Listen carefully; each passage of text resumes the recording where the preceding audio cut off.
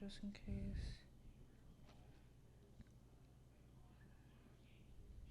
Have you done a lot of these? This is kind of the. Hold on. This is kind of the 10th. I've done. 10th one? Oh, okay. Yeah, So that's I've done good. other ones that's just like I aborted them, like an unwanted child. Oh my god! What the fuck have you drawn? Well, I was just doodling. I don't know what Is that it fucking a goat? Is it a man fucking a goat? It's a sheep. As if there's more honor in doing that. Okay. I love the idea of honor I know. when it comes to fucking. But Welcome to the new episode of Zeo Fucks Given. Our guest, Mike Black, hello. have drawn a man. I thought he draw the man fuck a goat, but No, it's a sheep. Clearly a sheep. so He's there's very more honor in that. Okay, fluffy. He's no savage. Right. Yeah, I don't condone it. I just drew it. you don't condone it. No, I'm not for bestiality. Okay, so But stick figure bestiality is funny. is that what you are when you're like a child in school, just doodling dicks Not constantly? There's not a dick in that picture. It's inside the sheep. Your face is telling me you've been doodling dicks. I probably did. Mm-hmm. I know one time I did. Yeah. I did a stick figure wearing a condom because I thought that was kind of funny. A stick figure wearing a condom. Because he had a stick penis, but the condom was like huge and translucent over it. I thought that was That's funny. hilarious. To me, it was. Keep in mind, I was 11 at that time. It was Interesting. hilarious. What kind of kid are you? What kind of kid am I? Yeah. The old kind? No, the fully adult kind? Were you like a loner? Were you athletic? Were you shy? You know. I was not athletic. I was kind of a loner. I had a couple of friends, but not. I wasn't like part of any of the cliques or anything like that, you know. And so I knew kids from each clique that I liked, and I would hang out with. I'm more of a one-on-one person in general. Right. I find. Than hanging out in big groups. I don't have a squad or anything like that, and I don't really want one. I don't like leading or following very much, and most of the stuff that I like to do is very solitary. You know, like masturbation. Well, obviously, Yeah. That one, it goes without saying that Yeah. that's solitary, but Are you good at it? I'd like to think so by now. How do you know if you're good at it? You come? I know, but like, like if it works for you, you're good at it, you know. really, that's not the. I don't think so, man. Just being able to do something doesn't mean you're good at it. I would know if I had complaints. Okay. I'll say this. I've had other people masturbate me, and I've had notes. Other people. Right. Is it a transaction or? No. Okay. But like, how dare you? They don't get anything out of it. Oh my God. Other than they do it for the love of the game. Right. Yeah. Yeah. And I always feel like I could have done it better. Oh, interesting. You know what I mean? Because you know your right. You know your own buddy body the best. Sure. Yeah. My buddy. Your buddy and your body the best. And so yeah, and I'm ambidextrous, so that helps. Oh, you were. Mm-hmm. You are. I were and I am. Like, okay, so do you have a preferred hand for doing specific things? I notice you're using your left hand when you're generally drawing. left-handed. You're left-handed. But there are, like, if I absolutely had to, I could write with my right hand, and I can draw with my right hand. So you jerk off with your left hand? For the most part. Oh, God, I always shake your left hand. Yeah. I always do this. Because I'm right-handed. No, you're shaking my right hand, usually. I'm so stupid. I think so. And you realize that everyone you shake hands with, wow, the right hand is dominant for most people. So most of the people you just gave me my with, epiphany. I've been shaking people's right hand this whole time. and most of them masturbate with that hand. I should start shaking people's left hand, especially men's. That's considered a sign of aggression. Really? In some cultures. Are you serious? Yeah, it's called offering your sword hand or your wiping hand. Sword? I thought people use their dominant hand to wield swords. What I've heard is that by offering your left hand, you're. I know in India it's an insult for sure because we all know what they use the left hand for. Exactly. So it's the same sort of vibe. Interesting. It's a slap in the face to offer someone your left hand. I will start doing that with you. Aggressively to everyone. Yeah. The first time I met you, I thought you were someone else. Who did you think I was? There's a comic called L Park. Okay. I show you his picture. I don't think you did. You look similar. Did I think I looked like him when you showed me the picture? You're bald, and you're that means so little. And you're large. Again, you're not narrowing it down very much. and you're both comics. A bald, fat comic. How could there be two of us? Yeah, we have a similar sadness around the eyes. I think. He has a joke, which I like. He said, most comics do. They should have at least one. He said the hottest location in America in the summer is between my thighs. It's pretty funny. I like it. That's like a humble brag. I really like it. Sort of a joke. Yeah. You know. He has another joke about driving a Toyota Yaris and stop at the stop sign, and somebody else drive a Toyota Yaris, and they just look at each other, and then a bond has been formed. I like his jokes. I saw him once and left an impression. Were you disappointed that when you realized I wasn't him, that but you're funny though, that you weren't going to hear those two hilarious jokes? I know. I was just like, man, I'm trying to impress you with my good memory retention of good jokes. I'm impressed. Yeah. Both by his joke structure and your memory. Do you get mistaken as other people? For him? No, as other people a lot. Not really. I've had that happen once in recent memory, and it really stuck out because it was bizarre to me. I was at Hollywood and Highland, and I was just hanging out like on the corner of Hollywood and Highland, kind of people watching, and I hear just like this. Yes, exactly. Real creepy. That's Mike's pastime. That's your pastime. As creepy as I can do it. That's another solitary activity: is people watching creepily. And someone yelled out, "Mr. Black," and I was like, because that is your last name. Yeah, and so I turn around, and this guy, very, I don't know what you would call it, very not passively, but very like when you're not the alpha, when you're subserviently almost. Yeah. He meekly. He was like, I don't want to bother you, but I just wanted to tell you that Surfer Rosa changed my life. And it occurred to me, luckily, I was like, oh, he thinks I'm Frank Black. Ah, I thought he thought you were Jack Black. I was expecting Kung Fu Panda 2 changed my life.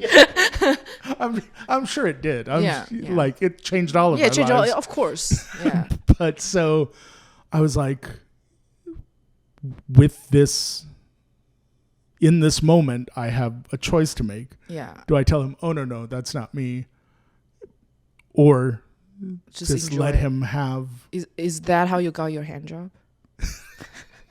Yes, that is exactly how I got my hand job. And he's not that good. He wasn't good. He's like, he was nervous because he thought he was jerking off Frank Black. I have no idea who Frank Black is. Frank Black is the lead singer of the Pixies. Oh, I know the Pixies. Yeah. Google him and you'll see. The Pixies? Okay, for some reason, I think it's just Pixies. It's not the Pixies. I never know the image of the people behind Pixies, but the band doesn't give me a feeling that their lead singer will look like you. Okay, I don't, because when I think about a picture like British band, I'm picturing like those frail, lanky. You don't offer your left hand, but you offer a lot of left-handed compliments. I've noticed. No. They're more sick. Like, you look healthier. They sound like they're dying. Yeah, they do. Look like they have, some medieval disease. Just Google Frank Black because I want you to see what he looks like. And British men look like they have some medieval disease that can only be cured by bloodletting. Right. You know? A wizard's whisker or something like that. Cut off their arm and something. Okay. Pixies. Lead singer. Black Francis. Oh, Frank Black now. How dare you? He always looked young. like that. Yeah, he always looked like that. Yeah. And oh my God. I thought, like, if you tell me, like, who's this? It's a rock singer. I'm like, Meatloaf. I'd be like, Meatloaf. Oh, yeah. I could see that. I wouldn't think it's a British band. Now, I've never gotten Meatloaf. You would think that if I look like him, I would look like Meatloaf. If you're not like a Meatloaf fan, that you know exactly. You know, a lot of people, you generally know what they look like. Now, they would think you're him. Back when I had hair, the one that I would... did? Yes, long ago. The celebrity that I was told I looked like the most was Orson Welles. And if you look at pictures of him, there are pictures of me that are indistinguishable. You wouldn't be able to tell which is which. And although he could do something that I never could, which is he could grow sideburns, and I've never been able to. They come in like real patchy, but they would look great on me. When I saw Orson Welles with sideburns, I was like, damn, I wish I could grow those. Because last time you were in my place, my friend thought you were Eric Rocha, another comic. That one I really strained to understand. The pigmentation alone is he's wildly he's different. Like a gay Mexican guy who's kind of heavy set. Sure. Yeah, and you're just roasting him without roasting him. Okay, here's not a roast for him. This is really what happened. I thought I saw Eric Rocha somewhere every week. I was like, hey, Eric Rocha, and it's a fat Mexican guy. It's just a guy. Like weekly. Okay. Oh my God. Is that Eric? Oh, okay. It's a fat Mexican guy. Eric, I apologize for everything that she's saying right now. No, I don't think he would mind or care. No, he doesn't. I don't think he cares. Yeah. Are you guys good friends? We're moderate. We're acquaintances. We're good acquaintances. We're work friends. Because you showed me some of I don't have a lot pictures of close of your friends. They look similar. To Eric Rocha? To you. My friends look like me? Yeah. Especially the two writer friends that you said when you work together on something. Glickman? Yeah. You think me and Glickman not look like, just like roughly look like. In detail, I'm sure.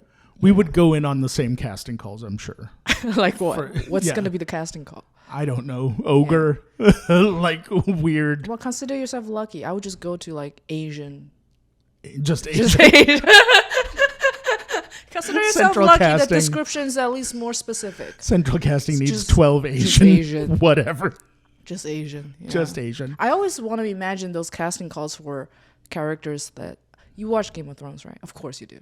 I've seen all of it. Okay, you've seen all of it. I don't recall everything. Okay, so Water I would be that fat bald wizard. No, Water Frey is the house, right? That has like a lot of daughters. Remember? Sure. The Red Wedding.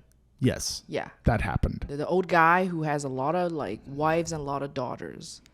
Sure. And he had at least one beautiful one, but the rest of them are just trolls. Yeah. And then they're all like trolls in different ways because the camera will have a pan shot of each and every one of them. They're not, they're like ugly in unique ways. Oh, so one's like real hairy. Some have like boils all on their face. Some have like a giant nose. Some are like, like a hunchback in Notre Dame, right? I was like, what is the casting call of that one? Yeah. Uggos. Casting call. We need 12 uggos. Yeah, but you can't do that because it's rude. So maybe it's just like casting call women. 12 unique women. 12 unique women? Yeah. That would be the... Yeah, but how would you structure that casting call? 12 asymmetrical women. Because that's rude. You can't do that. You can't put out something like that. You can if... But you also want to... Lopsided people need to work too. I know, but you also want to narrow down. You can't say... You can't just be like too general, then Gal Gadot shows up. You're 12 like, character actresses. Character actors. Interesting. That's code for ugly. How many actors are actually mediocre, but they're considered good only because they're ugly? I don't think that happens anywhere near as often as actors that are considered good because they're attractive. What are some overrated attractive actors that you can recall?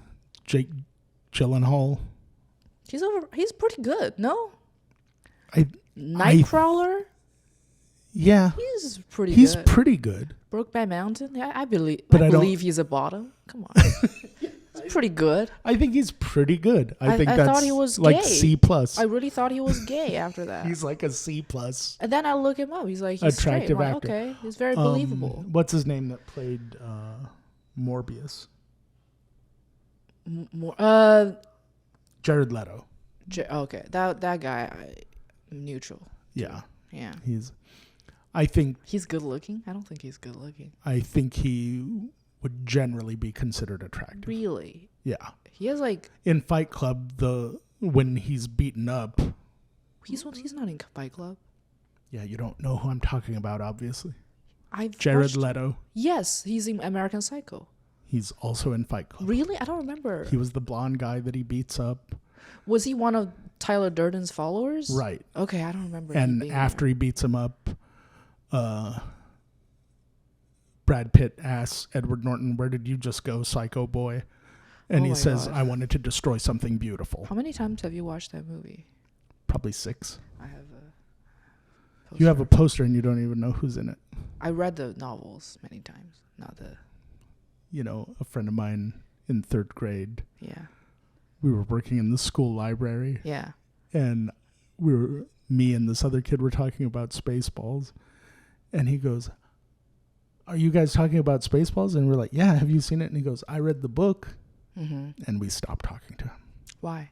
Because it's a completely different thing. Oh, okay. I think the book is pretty close to the movie. Or shall I say the Spaceballs? movie? No, Fight Club. Fight Club is... Shall I say the movie is pretty close to the book?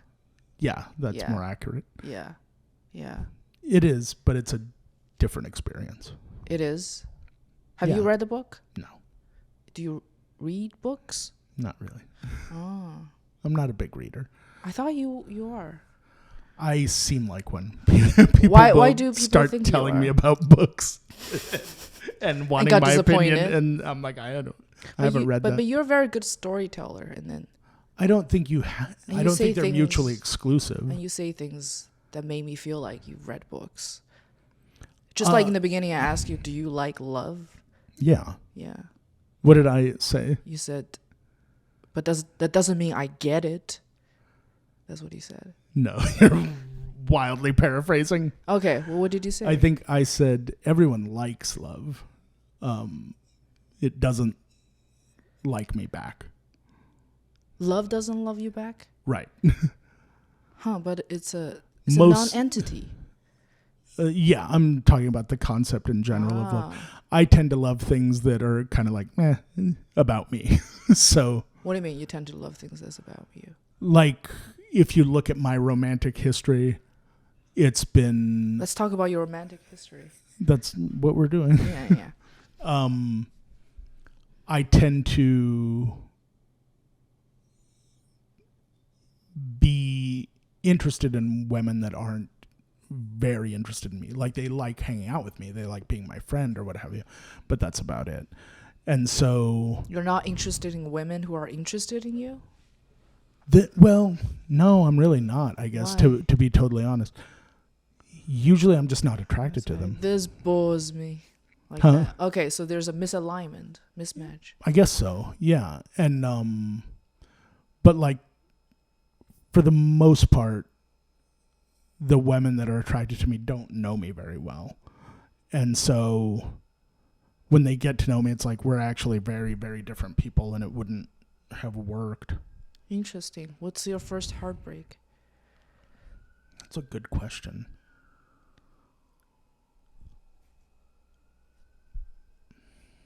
I want a memory that will make you sob in the shower when you recall it. I don't have one of those. Okay.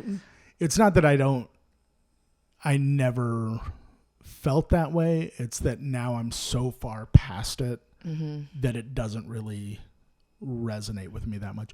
I'd be more apt to cry over my first dog dying or something like that, because that's in a lot of ways a lot harder to get over. With romance, there's always someone new coming around the corner. You know what I mean?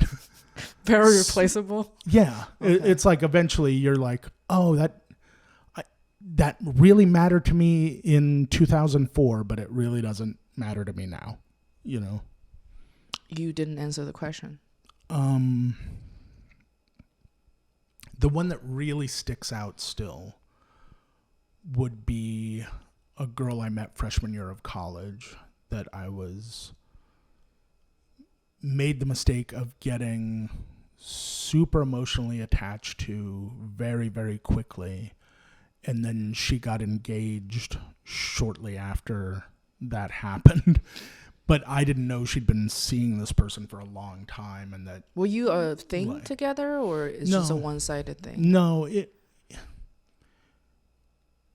there was flirtation, but there wasn't it had never manifested into anything. But I was still very inexperienced, and so even the slightest flirtation, I was like, "This is great. This is the best day of my life." Yeah, this is. I'm already planning like old age and stuff like that, you know. And meanwhile, kind of circling back to what we were talking about before, there was a girl who was very interested in me and giving me every kind of sign. And I had a college roommate and what's called suite mates, where there were these two guys that lived right next door to us, and we'd share a bathroom. All three of them. Share a bathroom? It was like in between our dorms. Okay. All three of those guys were like, "What are you doing? Why aren't you?" Yeah. It's right there. Going after, and I'm like, I don't think that's a thing. And just not your type? No, I was just too. Okay, you fixated on. Yeah, and also I'm very like. I haven't had a lot of long-term relationships, but when I do, I'm 100% monogamous. Like I don't care about anything going on. But in this case, I was still very young, and I was still I was monogamous to someone I wasn't dating. You're dedicated. Right. Yeah. And so I was like, it's great, but I don't really care. And like, she kept inviting me over to do different things that were basically just to fuck her. Mm-hmm. And I kept just literally doing the things she invited me over to do. And then I would go home. Okay, the Mario Kart is fun. Bye. Yeah, later. Yeah, like she had me cut her hair. I don't know where she got the idea that I should be cutting hair. And you left her. I didn't shave it bald, but I did shave like like a side mohawk into it, and it like actually a Silver Lake looked haircut great. these like, days. What sucks is now when I think back, she eventually got the message that I wasn't into her, and then she started dating some other guy, but she was wearing the haircut that I gave her.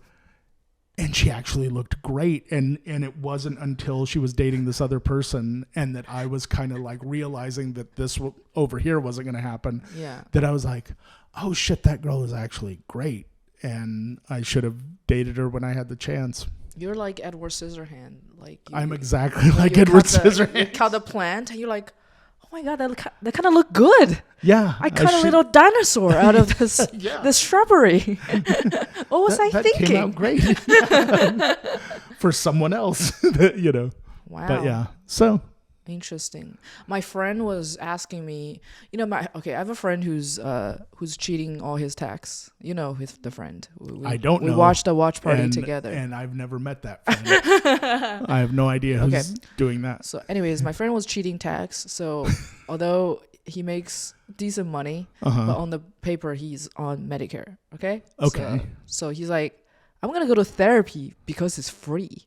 Right. So he has two therapists. Uh-huh. He sees two therapists because it's free. Yeah. And why did I talk about that? Oh, he mentioned the concept of core memories. Okay. Which is like one of the first memories that you have that left a mark. The building blocks of you. And it's not just about what happened in the memory. It's also about what did you tell yourself, your inner thought or a statement. Oh, okay. And that's what shaped it. It would be like, let's say you got betrayed or whatever, and it's like, I would never trust anyone ever again. Or it's like, don't ever Okay, so one of my core memories involves something, because we were talking about first love and whatever. Sure. I had this huge crush on this boy who I was like 13 years old. He is my cousin's best friend. So two great. So I had this huge crush on this boy for like years. But there's like kind of a barrier there too. Yeah, like we would text and whatever. We never met. It's a stupid thing. You never met him? I know what he looks like, but he never. So I was kind of like a semi-stalker. Can I ask what drew you to him? His poetry. Do you remember any of those poems? No, I don't. Actually, I don't. Okay. I remember his handwriting. Right. Very nice. Very nice handwriting. Good penmanship as well. Yeah, good penmanship. Light blue, whatever. That's not the point. Light blue? Yeah. He likes to use a light blue ink. Yeah, that's what I remembered. Yeah. That's good. Yeah. Anyways, so I had a crush on this boy for like, at that point, at least 2-3 years. Right. And my mother know about it through my cousin and whatever. And she would use it against me. Your mom would use it against you? Yeah, there's one time I failed my math test again. I was pretty bad at it. And then there's other frictions with my mom. And we had this huge fight. And she's yelling at me. She's like, I know you like that boy.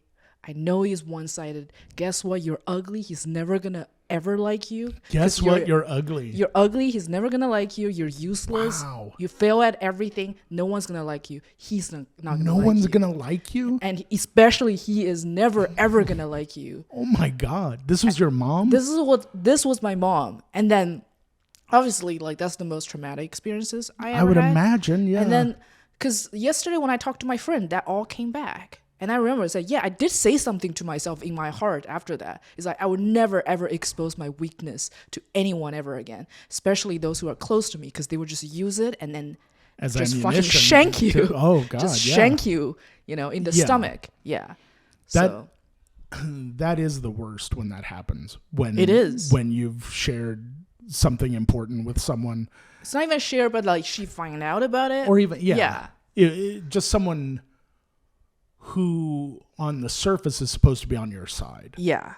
Doing that is the fucking worst.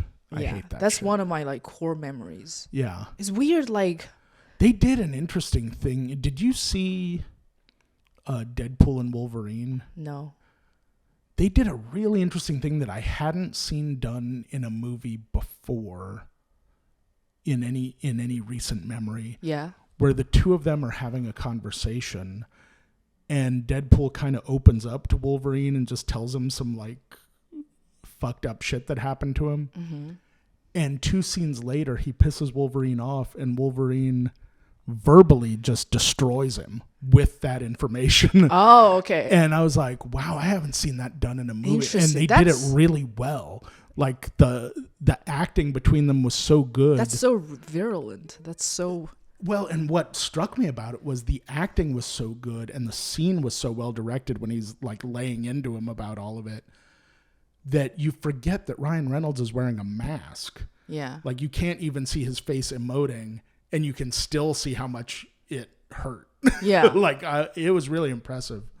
Interesting because I've read this thing, the author of Fight Club, Chuck Palahniuk, I've heard of him. He wrote a book. Shut up. He wrote something about he's very afraid of rats. Sure. And then he has those book signings and stuff, and most bring people like him, but there's like certain people who doesn't like him. You always have people like that. Right. And then there's one person just barging to one of his book signings and just threw like a bucket of dead rats in front of him. Just to try to see how he reacts. And he wrote about he's like, that's like, I should never expose my weakness like that. Like, why would I tell the truth about my deepest fear? That's the trick. You don't. You tell people, you know what I hate? Chick-fil-A. and then they throw a bucket of Chick-fil-A at you.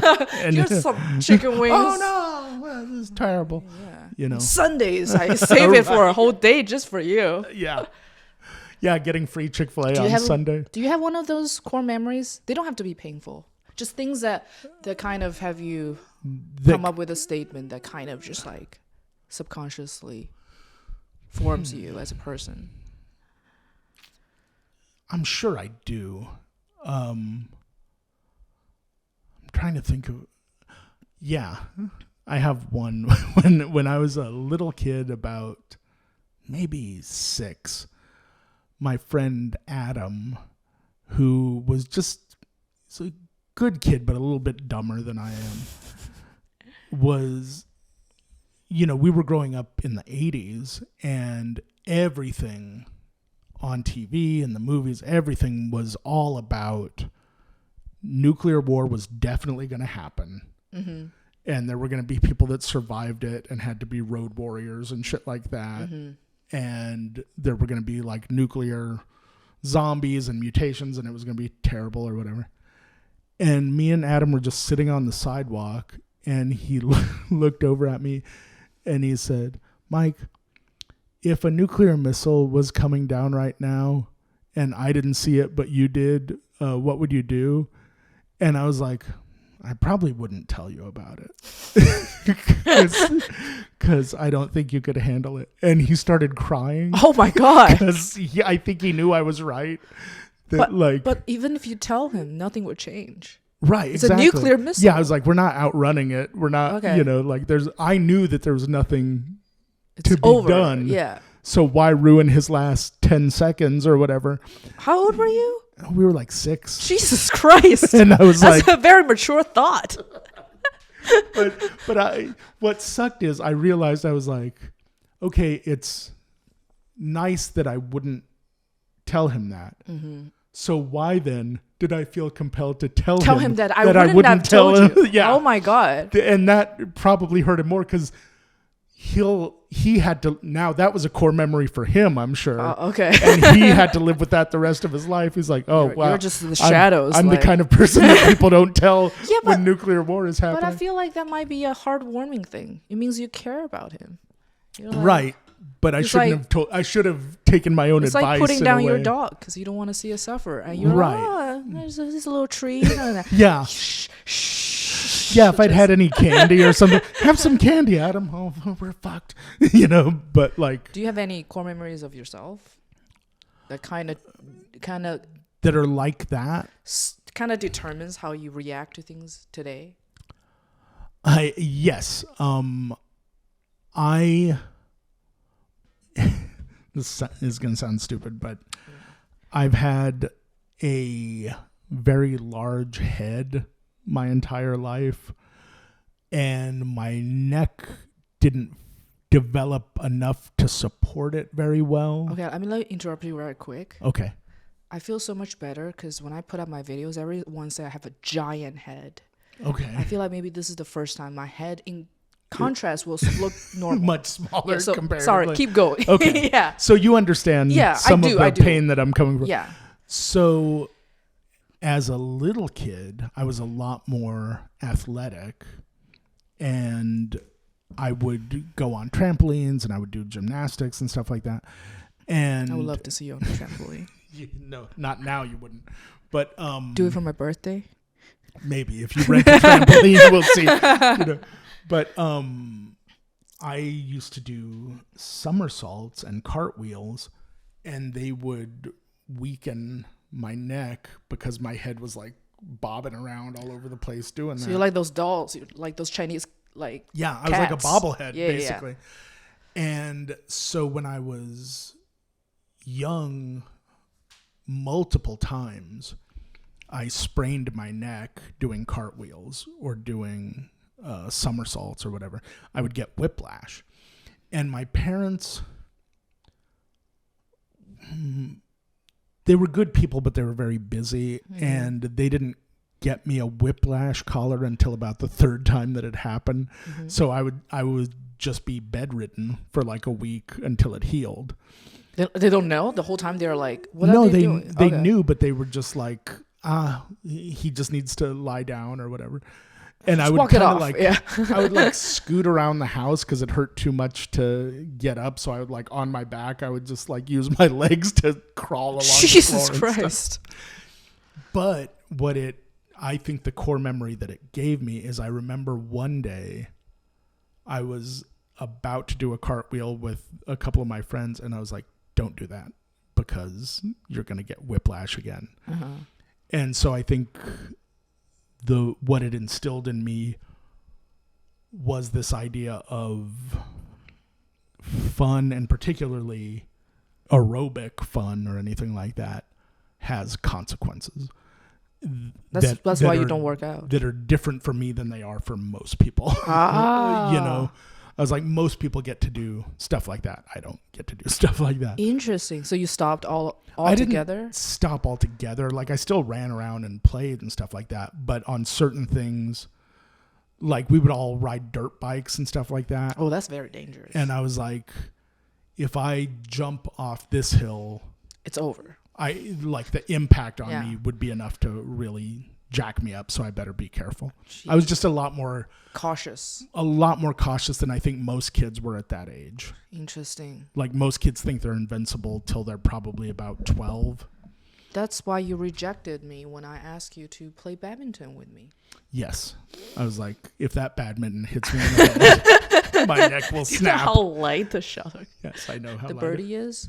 People laugh at me when I say I play badminton. Is it? It's not called a birdie, is it? Birdie, yeah. No. Shuttlecock. Shuttlecock. But we call it birdies. I call it shuttlecock but always. We call it birdies, yeah, too. Nobody calls it That's birdies. the nickname, birdies. No one wants to hit a birdie. They want to hit a shuttlecock. People laugh at me. Right, you laugh at me when I say I play badminton. Yeah. Nobody respects badminton as a sport.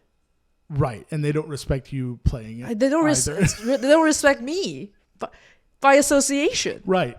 Your respect, every time you've said it, my respect for you has gone. Why is that? It's slowly diminishing. It's a cool sport. No, it isn't.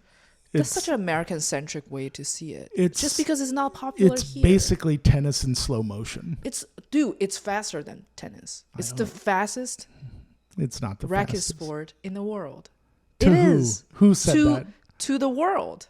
The world doesn't. It is true. Have you seen? Ping pong is faster. No, ping pong is not a racket sport.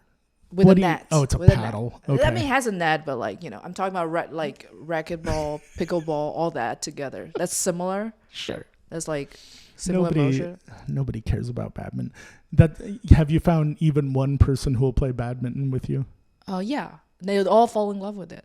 If they said yes and they played with me, I got all my friends, they order their own rackets now, and then we go play. And they order their own rackets? Yeah. On Amazon? They get rackets? On a better one. When they play, I will give them a shitty racket that I have, and then they will like it so much, and then they're like, okay, I'm going to get something decent. It's like anything. Is there a uniform that you have to wear to play badminton? Not really.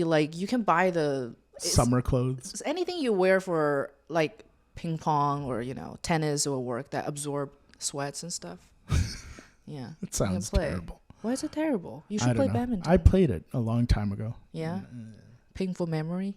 Did you snap your neck when you play badminton? No, it was more mediocre memory than painful memory. Yeah, you guys not doing that right. We did it great. I won. 30 love. Who are you playing against? A bunch of people that weren't good at it. A sheep? No, not a sheep. They wouldn't know how to play. Yeah. We'd never get a volley going. Speaking of core memories, like I said, you're a very good storyteller. There are a few stories I really want you to share that you told me. Tell me one and maybe I'll tell it. Okay, the Chris Martin story. Oh, yeah, okay. I'm sure that's not your core memory. That's going to be your friend's core memory. Right, it's more my friend. So it's like when he dies and life flits before his eyes, this is going to be one of the scenes that plays. Core memory. Yeah, let's see if I can remember exactly how it went down. But so you and your friend, me and your friends had an encounter with Chris Martin, the lead singer of Coldplay. Right, and I think all of Coldplay was there, but I don't really know. Yeah. I don't follow them. And it's a pretty ugly incident. Me, the late great John Schnepp, and Stephen Kramer Glickman. We were working at a production company who as writers. And they probably wouldn't appreciate us mentioning who they are, but yeah, but anyway, so they had an outdoor sort of food court there, and my friend Steven had a lunchbox that looked like the Han Solo in Carbonite, sort of the frozen look on it, and it's very visually appealing and dorky. You could say dorky. And you have to describe what your friend looks like, because that's pretty crucial to the whole Okay, story. he looks very similar to me. Okay. All three of us looked pretty similar. Bearded, portly. So nerdy guys who will like Star Wars. Sure. Sort of. Yeah. Chris Martin is sitting at another table. Gorgeous British man. Probably a multimillionaire. I don't know that he's over there. Yeah, sleeps with Gwyneth Paltrow at the time daily. At the time he was... And sick of it. At the time he was over sleeping with Gwyneth Paltrow. Yes, and sick of it, yeah. And he goes, is that... like, I just at hear his voice. He goes, is that a Han Solo lunchbox? And we all go, yeah, it is. And now it's starting to make sense who he is and everything. Yeah. And he goes, oh, that's not... Do you like Star Wars? And we're like, yeah, we do. He goes, do you ever, on Halloween, do you ever dress up like Jabba the Hutt? Oh, my God. And my friend, you saw like the wind go out of his sails. Oh, my God. And the wind kind of went out of mine, too. But I couldn't tell if he was directing it to me or my friend. So you're all attacked. Right. We're all attacked. So I respond with, I don't have to. And he realizes he said something really awful to three overweight gentlemen. And he goes, come on, mate. And that was it. That was the whole interaction. And then you never listened to a Coldplay songs. I've listened to their music since then. But it did fall off a bit. Okay. But to be fair, they stopped releasing good music.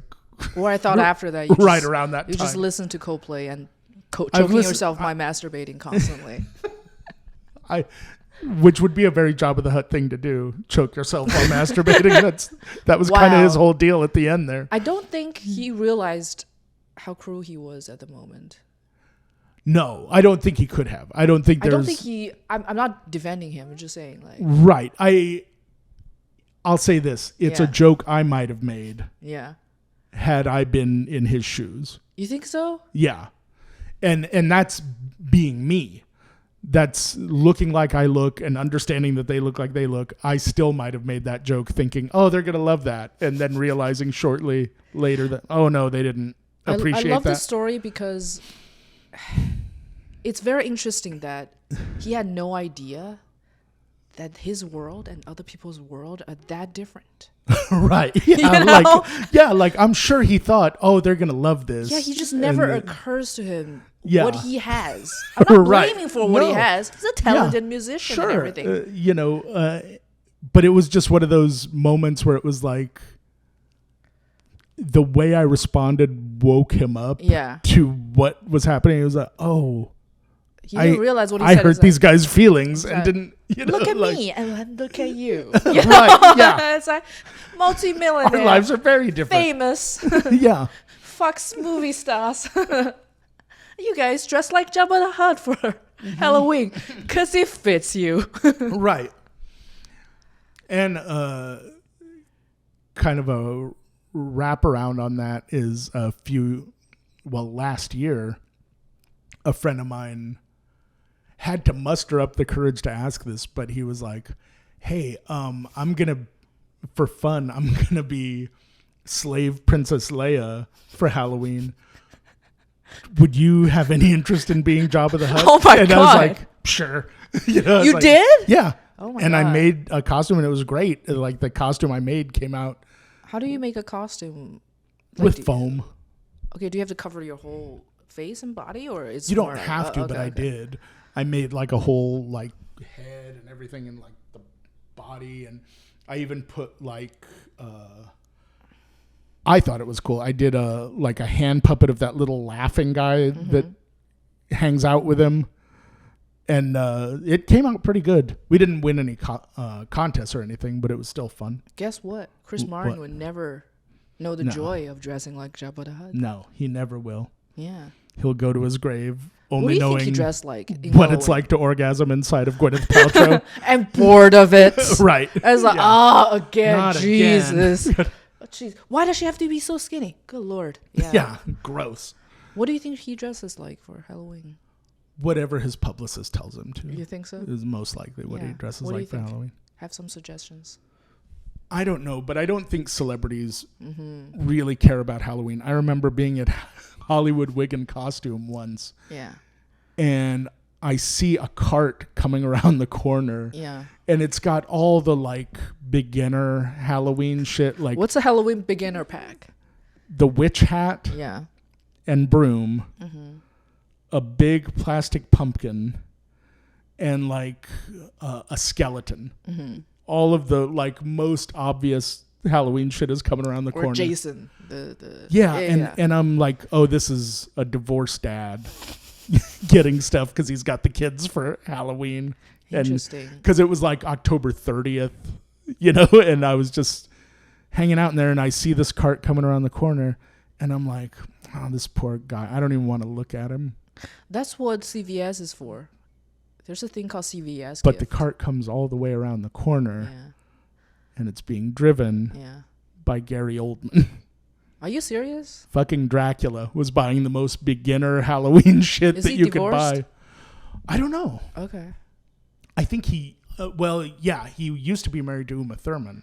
I don't know if that was I didn't know exactly the case here, but I thought Ethan Hawke married Uma Thurman. I think he did. Wow, she married a lot of people then. Married a bunch of people. Wow, what a adventurous gal. Yeah, she's doing good.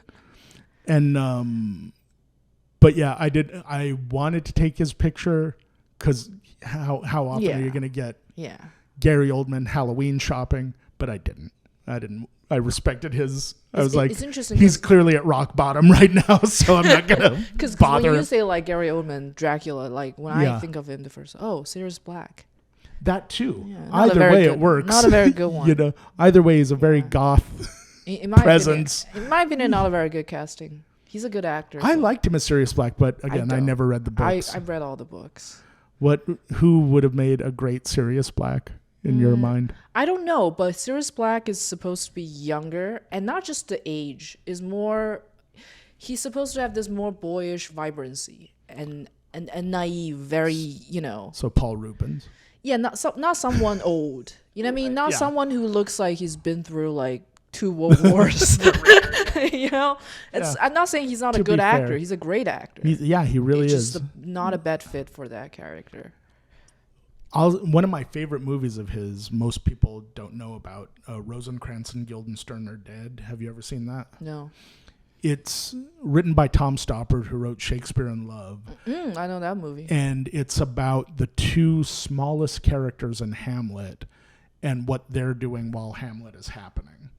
And it's a really, really interesting movie. And it starred him and Tim Roth and Richard Dreyfuss. And it's worth seeing because it's a very dark comedy. Because if you know the play, and even just the title kind of gives it away, they're both executed by the end of it. So you know where it's heading. Interesting. But they don't know it. Right. Yeah. But they're kind of somewhat aware that this is not going to end well. Right. Oh, that's interesting. And they're both very lovable characters and very comedic. And so as it gets closer to the end, you're wanting them to die less. So it's really worth seeing if you ever get a chance. Speaking of comedic movies, we had a watch party for... Yes, we did. For the most comedic movie of all time. For the best movie of all time, I would say. Yeah. Triple R. RRR. Yes. We call it party. When I say it's the best movie of all time, I'm half joking. I'm not completely joking. Yeah. It's a very good bad movie. It's a phenomenal bad movie. It more than lived up to the hype that you guys... What did I tell you when I invite you? You said that it was the greatest movie of all time and that I was stupid for not having watched it. Yeah. And I was like, you would change your life. Yeah, you said it would change my life, and it did. I look at everything differently now. I was blown away by how good it is, and the fight choreography, hey, King Solomon. That's the name of their stunt director. Well, he fucking killed it.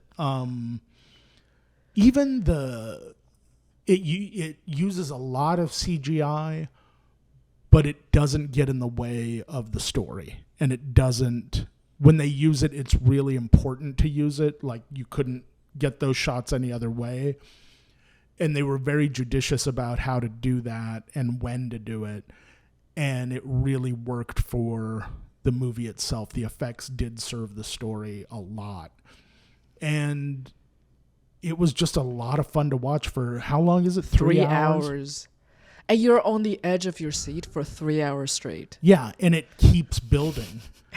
To people, I don't think people know how hard it is just to tell a 3 hour story, let alone one that crescendos. Because like I said, it like just gets better and better. Yeah, most like big budget movie or action movie have like Act 3, and then you have an epic fight. Right. Even like Game of Thrones, right? Usually like later seasons, you Yeah. have episode maybe 6 and 9. Yeah. The second to the last one have this huge epic fight, but then Right. for like the first 7 episodes, just like build up. And a build lot up. of times when they do it's that, pretty boring. that last fight suffers because it's like they're trying to pack way too much into one fight. This is like too much. Yeah. But this movie opens with something like that, and you're like, oh, this is supposed to be an ending sequence. Now you Right. put it in the beginning, and then how are you gonna sustain from this point? Then they keep one-upping themselves. That used to be how I would describe when people would say, oh, The Dark Knight's people only like it because Heath Ledger died making it or whatever. Yeah. And I take Heath Ledger completely out of that movie, and there are about 5 action sequences in there that would be the finale of any James Bond movie. It's that well executed as a film. This movie took that so much farther, where it's like, this would be the end of any Lord of the Rings movie or anything like that. It was so well done. And I like it because, first of all, they have a lot of corny scenes, but it's so corny. It just transcends corniness, and you kind of you're just behind it. Yeah, and also you have to take it with a grain of salt that it's a film from a different culture, and that like it's probably not reading as corny. And I kind of like it that nobody tell them, oh, this is of poor taste, or this is distasteful, or whatever. So the advantage of that is they really don't have any constraints. Right. They really don't have any. Yeah. There's no box. They really think outside the box. Cause like. Yeah, and I think it's. I remember someone talking about like some of the best stuff you ever do is before anyone tells you the rules. Yeah. Like you really, like you look at Evil Dead. Yeah. Where they just wanted to make a cool horror movie, but they didn't know how to make one. Yeah. And so they invented like a shitload of shots that are now standards in horror. They were like, oh, we really want a fast moving point of view camera of the monster. Now that's in every movie.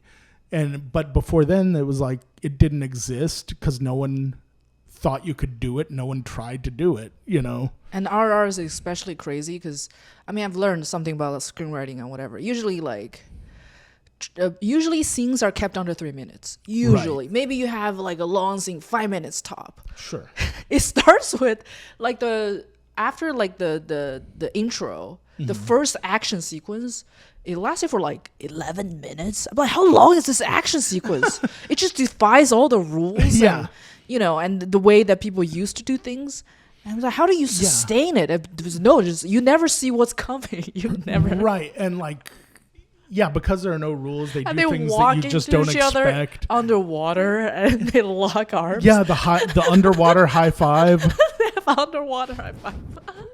And I haven't watched it since we watched it, but I want to watch the part again where he's silently telling him his plan. I know, and for that moment, and he's like, "Got it." Fuck yeah. And the plan has about 36 very different complicated steps. And I was like, how did he get all of that? It doesn't make sense from that. But it doesn't have to make sense. No, it was a lot of fun. It's the best movie of all time. Of all time. Like, you have that religious feeling. You're like, yeah. And also, it's very funny too. It is. And I just intentionally and unintentionally. Intentionally and unintentionally. Funny. And I was like, man, that movie gave me such a philosophical experience. I'm like, oh my God, a lot of art are similar. Like, for example, I was laughing so hard when they lock up one of the main characters in his jail cell, and they visit him, and he's doing pull-ups. Yeah. He's still doing pull-ups in jail, right? Yeah. So I was laughing already hard. And then the second time, they lock him in a dungeon. Right. And then they visit him again. He's still doing pull-ups. I'm yeah. like, oh my God, that's a callback. Yeah. That's a call. And they're actually... That's why the second time is funnier than the first time, because it's like a callback in stand-up comedy. Yeah, and they're kind of justifying how strong he is. It's like, this guy's always doing pull-ups, whatever environment you put him in. Then later when not to spoil, when they merge, he does need to use the pull-up all that strength. core strength, yeah. So, man, this guy's been that working part, out.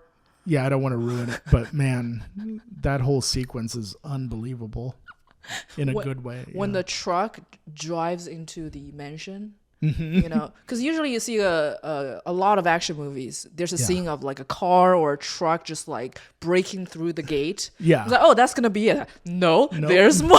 There's so much more. They just unveil like, what the fuck? And that shot is fantastic. The shot of all of those things coming out. Yeah. And even the herbivores are like biting people in the neck. Yeah. Which makes no sense. And also, how do they even know who to target? Right. That was the part that I was like, there's a hole in this plan. If you want to talk about plot holes and the physics of things. And just like, I realized too that it's kind of, there aren't a lot of stories like this, but had a lot of elements of The Fox and the Hound, where they were good friends and then realize, we're enemies, and then at the end it's a very classic friends archetype. again. Yeah.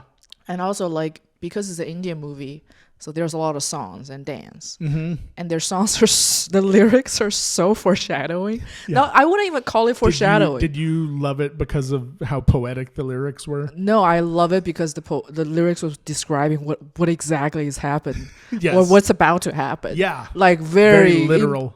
Multiple times. It's like, would the brotherly love end up in bloodshed? You just... So will it? So I guess it will. That reminds me of the story about the movie High Noon, mm-hmm. where that movie is now, it's like in the AFI top 10 movies of all time. It's this great Western, but when they made it, they shot like 6 hours of footage. Mm-hmm. So they had this 6-hour beast of a movie, and the director was like, I don't know what we're gonna do because this is way too fucking long. It's terrible. It's boring and long, and so they were gonna shelve it. The mm-hmm. studio was like, it's not working. You gave a good effort, but we're not gonna do it. And he goes, let me take it home for the weekend and see if I can cobble it into something good.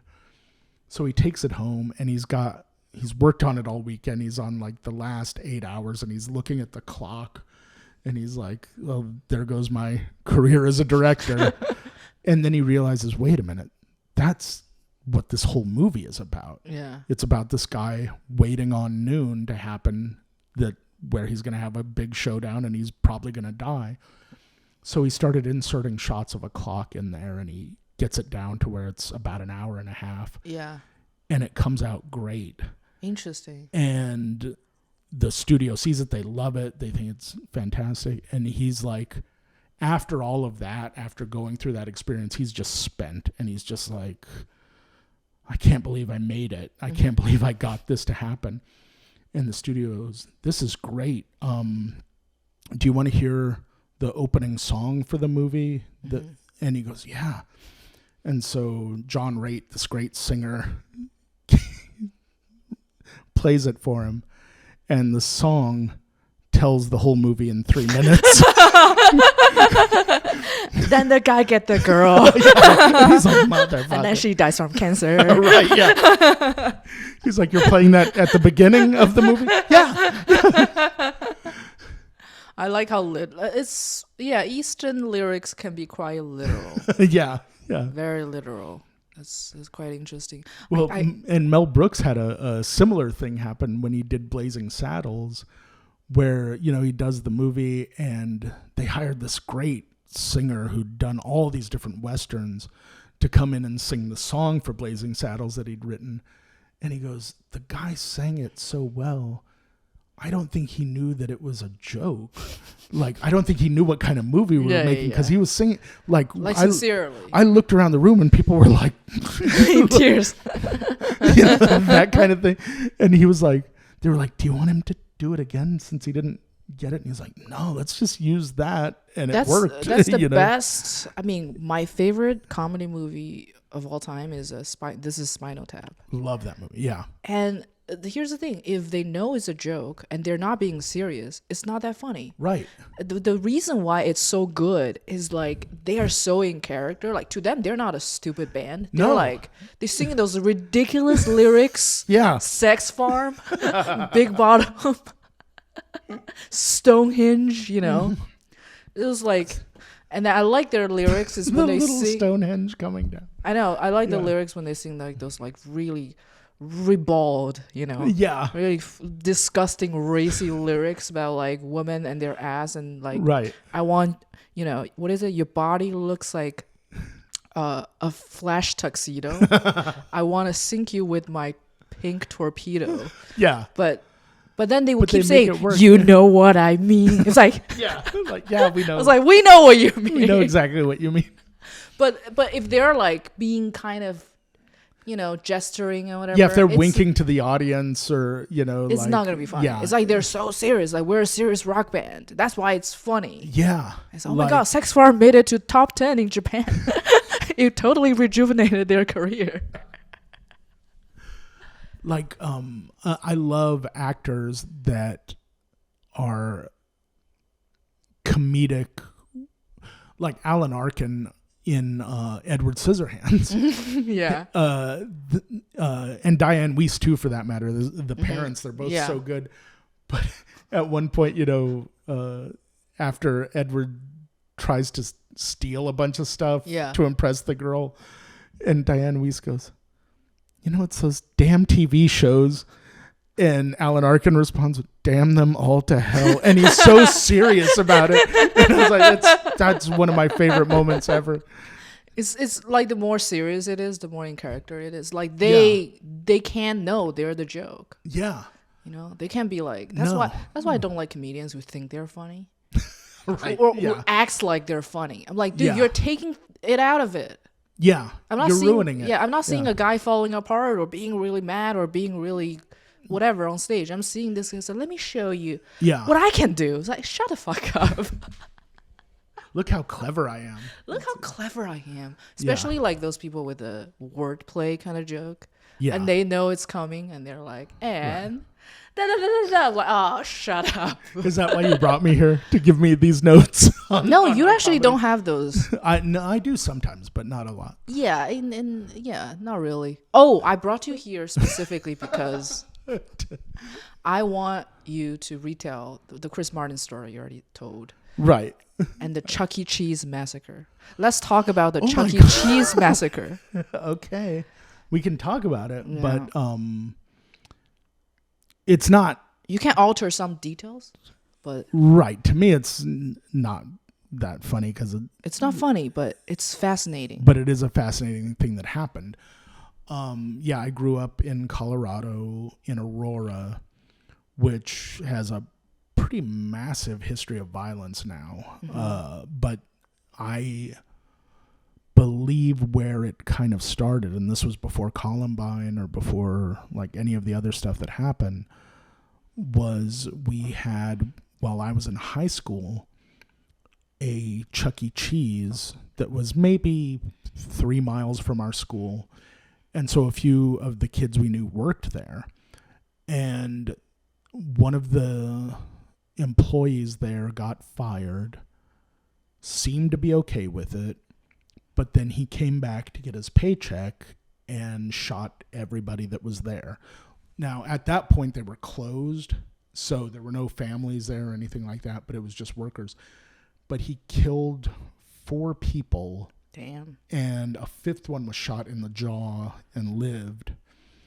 And they arrested him. I believe he's still incarcerated in Colorado. They don't have death penalty, right? I don't know. Life sentence, probably. Yeah, I would imagine so. I'm sure he's multiple life sentences. But one of the kids at our school was supposed to be, or had been, Chucky. Like, he would dress up like Chucky. And he called in sick that day. Oh, my God. He had no idea this was going to happen, of course. Otherwise, it's going to be him for sure. It's the Chuck E. Cheese massacre. There's no way that guy would have lived through it had he been there. Wow. Like, that's, if you're a crazy person, that's the first person. Yeah, it's a symbol of the establishment. Exactly. Yeah. And so that guy went on to lead a pretty bizarre life because of that. But yeah, that was the first one. And then Columbine happened shortly after that. And like Colorado had a lot of weird, just violent, like people just living out in rural areas and playing with guns and stuff like that. And a lot of people get lonely and get crazy. Shooty. Yeah. And you told me the Chucky guy got so much. Well, yeah, that happened too. He got a lot of pity sex because of that. But then almost like right after I moved, yeah, they legalized weed. And then things just got better. And things just seemed to incrementally get less and less violent. There was still like cops doing kind of crazy things. The cops been doing crazy things. Yeah, so that was still happening. But of course, they're the ones who were not doing much weed. But I noticed there was a big correlation between like how the violence started to taper off once weed was legalized there. So you think it kind of like grass kind of just like I think mellowed them out. I think it chilled out a lot of people that needed chilling out. People always told me I should try them because I'm kind of intense. I don't think I'm that intense. I don't know. I think you're okay, but I don't think it hurts. Yeah. I don't really think it would hurt anyone to give it a whirl, because it might be great for some people. Take to it like a duck to water, and some people are like me. It's like occasionally to be polite more than anything, But I have a story. I have a joke about weed. And it's based on a true story. What happened? Is Jackie Chan's son? We're off to a great start already. Jackie Chan's son got arrested and thrown in jail for 6 months for smoking weed.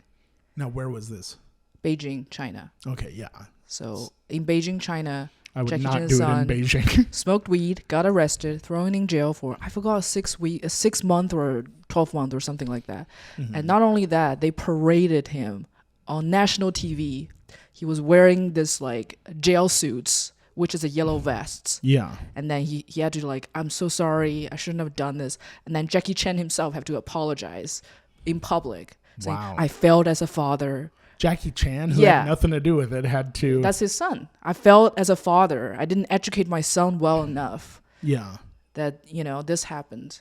And I said, this proves China is actually more fair than America. There's more equality in China than America. How so? Because in China, everyone is treated like black people. Even if you're a Nepo baby? Yeah, it doesn't matter. I think they should have made Jackie Chan beat him up. Yeah, in public. On live TV. You know what? And no apology at all. Just Jackie Chan beats up his son on TV. It'd be funny. He got drunk first. Yeah. Yeah. The drunken master style. Yeah. That would be the ultimate irony to it. But that ended his career because his son is like an actor and also like a singer or something. Not nearly as influential as him, but that ended his son's career. So he's canceled in China. Oh yeah, that was a long time ago. Wow. You're done. Like in China, if you got caught, yeah, and had having anything to do with weed, but that's it. He's not selling it. But like he couldn't move to America and just do whatever he wanted here. His influence is there. Like who's gonna know? You don't even know he exists. People would, if they. He can't fight.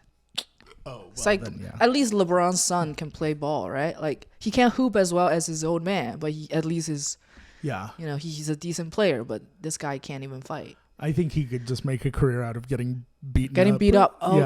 By Jackie Chan. Okay. Maybe by Jackie Chan. Maybe by people that hate nepo babies. He could just have like the opposite of a kissing booth. Rush Hour 4 would be just an Chris ass-kicking Tucker booth. and Jackie Chan. Just take turns to educate. Make him the villain of Rush Hour 4. So he's the symbol of nepo baby. Yeah. That's a good pitch. I think he's sitting on a gold mine, whether he knows it or not. He should. No, he's over. It's over. Get to the States. How old is he? At this point, he's probably close to 40. 50. Close. 40. No, I'm talking about his son, not Jackie Chan. Jackie Chan's like 60 something. Yeah.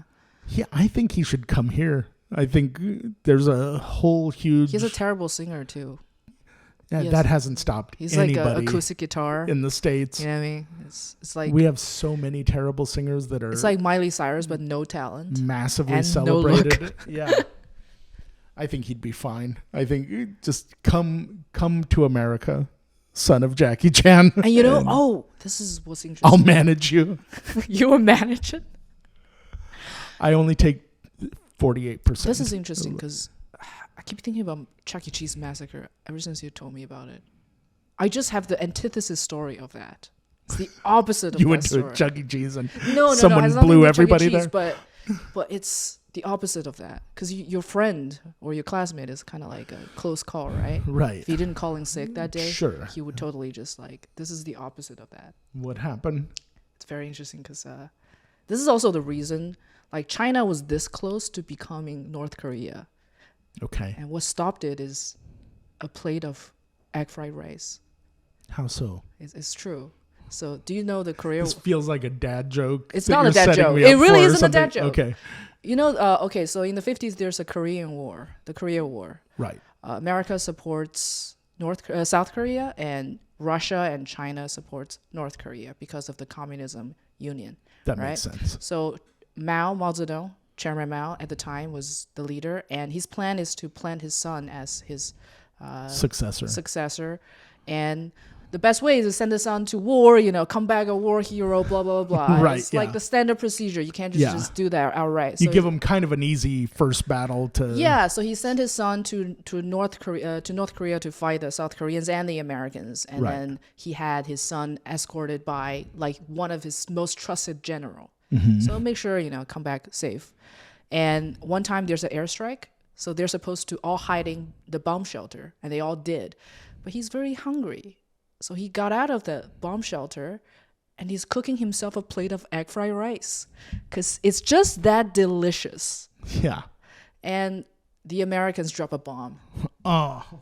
Over. Wah, wah. And this is not, first I thought this is a rumor, but it's actually not. It's corroborated by like 2 published memoirs. Wow. Like 2 officially published memoirs written by like the CCP, the Chinese Communist Party officials or stuff like that. So their own party is like, no, this happened. So this happened, right? And not a lot of people know about it. Fast forward, this has happened in the 50s. Mm-hmm. So because he died, there's no like successor and whatever. Right. And after Chairman Mao, it's not any of his family member or son or daughter who took over. It's somebody else. So we did not become North Korea because of that.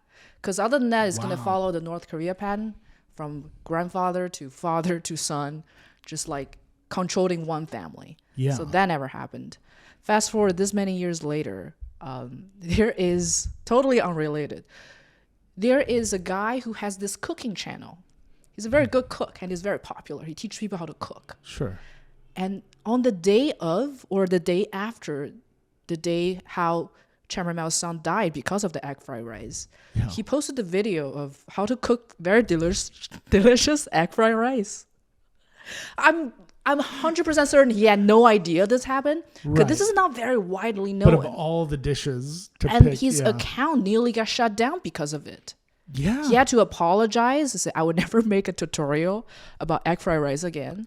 Yeah. And then his videos was like shadow banned or just straight up banned for like a while. Yeah. And then he just said, I'm never going to make it again. And then just after a few months, he recuperated from that incident. People are like, yeah, you're trying to. Yeah, I think. And for a while, you can't even type like egg fried rice on specific dates. That's a tricky thing if you're in any sort of entertainment or what have you, whether you like it or not, you have to follow the news. You have to be... How would you know? I know you wouldn't be aware of something that specific, but just in general, like if you're a comedian and let's say you're in Aurora and you have a 10-minute hunk on Chuck E. Cheese, it's not the place So to why am do I it. bombing? Yeah. But like there's stuff like that all over the world, and you kind of like, I hate watching the news. It depresses me so much. But you do that just so you don't get into the same trap? Yeah, if I know I'm going to be somewhere where I'm going to be like talking to people that I don't know about stuff, which is most of the time, I find it's a good idea to do a little bit of research on the area and on what's going on there before you go and start shooting your mouth off about everything. That's interesting, but for that guy, it's like there's no way he could have cooking vlogger. Right. I was like, well, what could I possibly offend anyone or anything? Yeah, how could... He doesn't even voice opinions about like different kind of cuisine. He doesn't even do that. Like, some people would do like, oh, this style is better, the palate is better than the other style. He never even do that. But he's just like, I'm going to teach you how to cook very delicious egg fried rice. It's like, you're trying to subvert the government. If you called it like Mao Jr.'s egg fried rice or something like that, that would have... But the funny thing is, like I said, it's not very widely known because his account was like punished because of that. People are like, why is that happening? And they start to like search for it. Oh shit, this happened.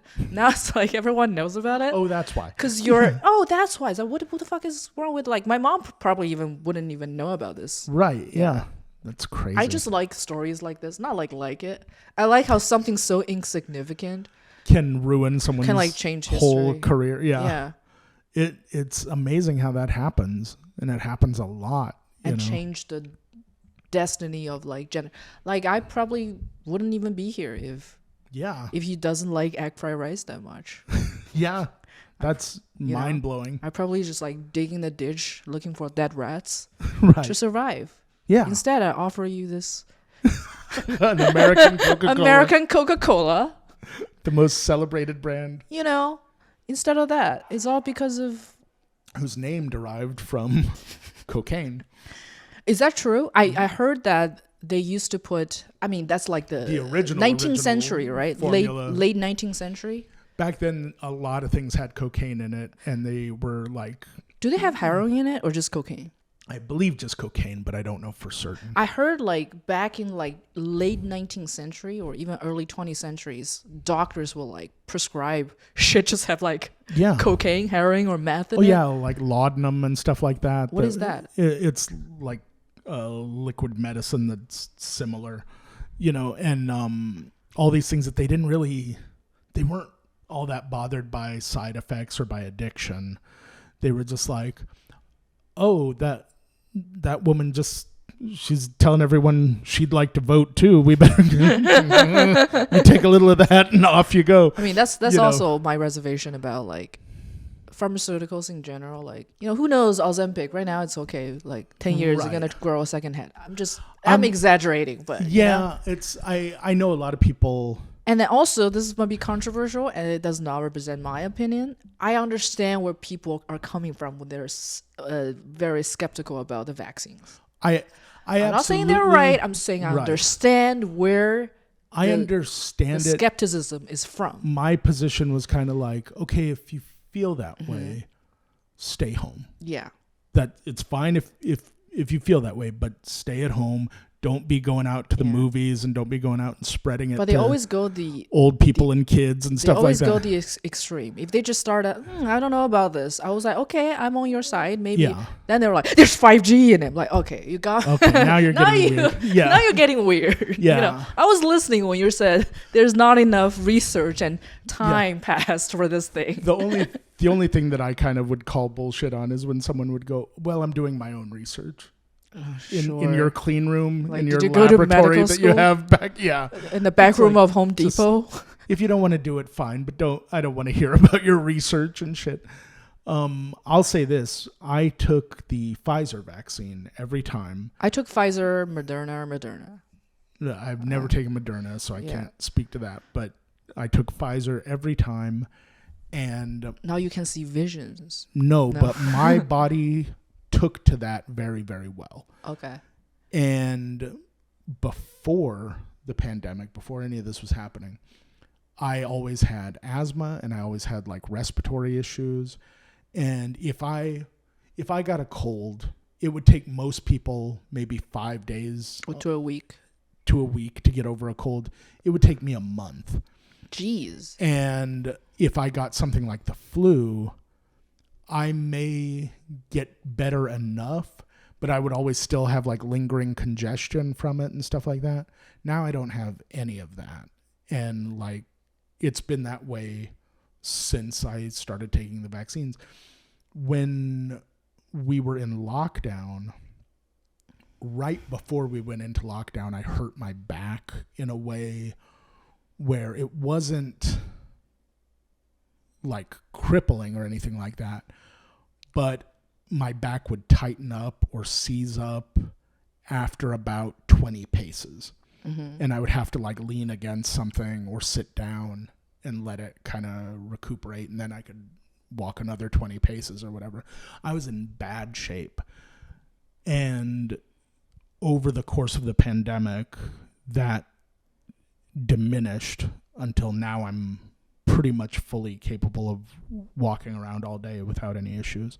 So I don't know. And you ascribe it to Pfizer? I think it certainly had some impact. I don't know if it's 100%. You know what actually is making it that way? What? 5G. Yes. Could be 5G. But you should play badminton with me. Because I used to have like lower back pain. I don't want Disappear. to. Why not?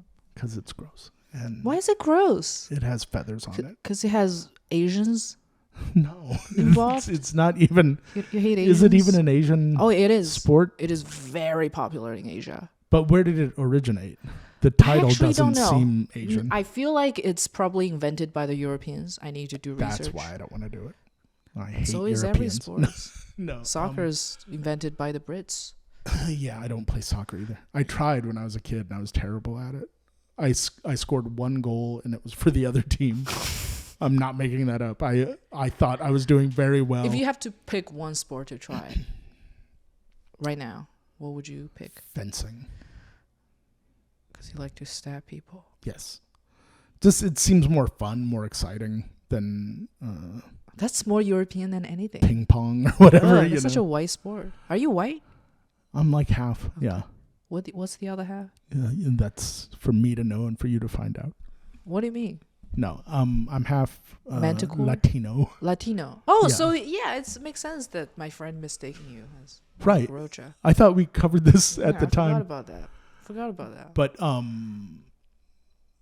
fencing. Fencing would be fun. I